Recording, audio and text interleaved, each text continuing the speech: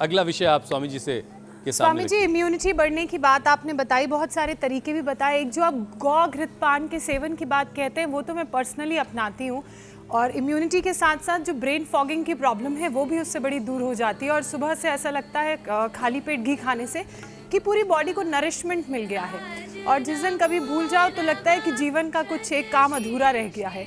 लेकिन स्वामी जी, एक स्टडी का मैं जिक्र करना चाहती हूँ, और स्टडी ये बताती है कि नींद की कमी से बच्चों में भी बीपी बढ़ रहा है। योग से ब्लड प्रेशर को संतुलित करने का सबसे प्रभावी तरीका क्या है, खासकर बच्चों के लिए?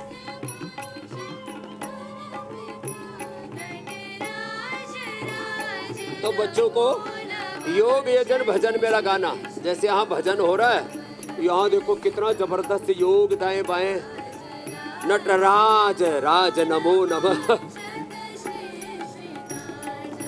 रचयिता नटराज राज नमो नमः।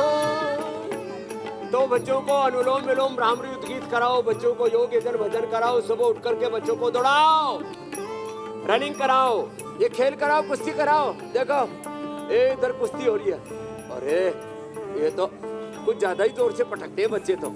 अरे राम राम राम राम इतनी ठंड में इतने मजबूत बच्चे।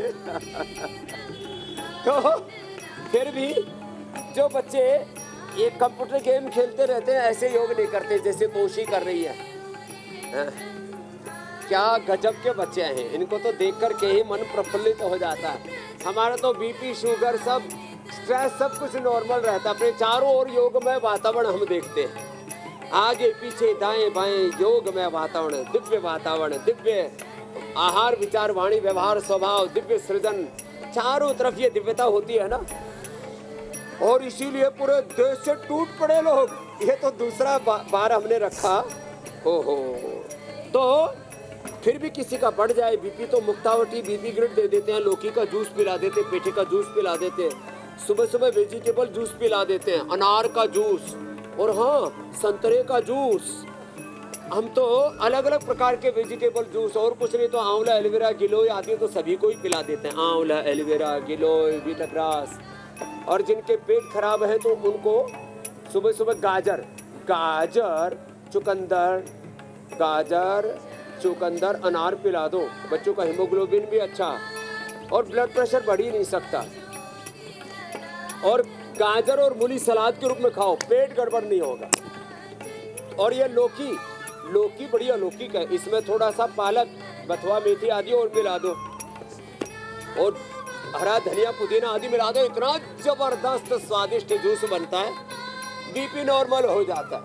वैसे तो भगवान शिव का नाम लेने मात्र से बीपी नॉर्मल हो जाता है।